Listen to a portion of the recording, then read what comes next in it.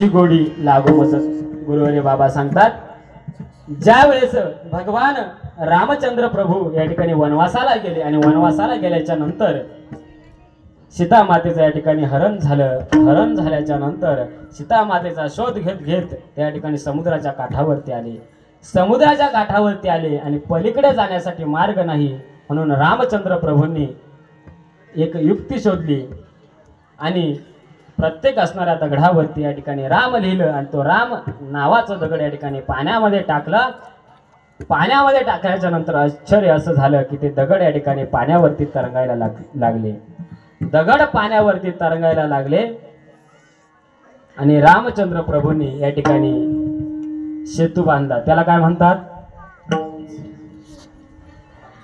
राम सेतू असं म्हणतात. रामचंद्र प्रभूने या ठिकाणी सेतू बांधला, त्याला राम सेतू असं म्हणतात. त्या असणाऱ्या समुद्रामध्ये विशाल महाकाय या ठिकाणी असे मोठमोठ्या प्रकारचे मासे राहत होते. त्या माशांना या ठिकाणी समजलं की या ठिकाणाहून या असणाऱ्या मार्गाहून या असणाऱ्या सेतूवरून प्रभू रामचंद्र या ठिकाणी जाणार आहेत. त्या असणाऱ्या माशांना समजलं. ते असणारे मासे दुतर्फा दोनही बाजूने या ठिकाणी डोकं वर काढून या ठिकाणी प्रभू रामचंद्रांची वाट पाहू लागले. ज्या वेळेस प्रभू रामचंद्र त्या असणाऱ्या या ठिकाणी त्या सेतूवरून चालले होते त्यावेळेस ते असणारे ते मासे दोघही बाजूने या ठिकाणी प्रभू रामचंद्राला पाहण्यासाठी या ठिकाणी वरती आले होते. प्रभू रामचंद्राला या ठिकाणी पाहिलं आणि भगवान परमात्मा इतका सुंदर आहे पाहिल्याच्या नंतर या ठिकाणी त्यांना वेड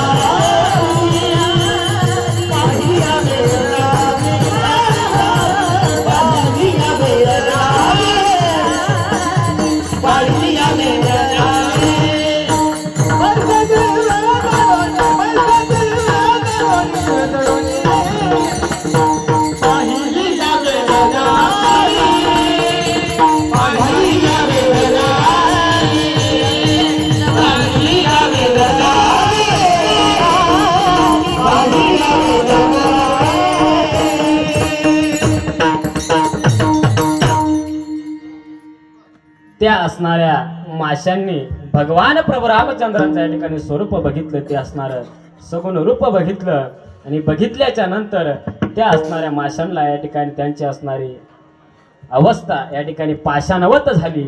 दोघं बाजूनी या ठिकाणी ते दोन्ही साईडचे मासे प्रभू रामचंद्राकडे या ठिकाणी दोघं बाजूनी बघत होते. तो असणारा 2 पदरीचा असणारा रस्ता आता 4 पदरीचा झाला. त्या असणाऱ्या माशांच्या अंगावरून ते असणारे वानर या ठिकाणी उड्या मारून पलीकडे निघून गेली. तरी देखील त्या असणाऱ्या माशांना कळलं नाही.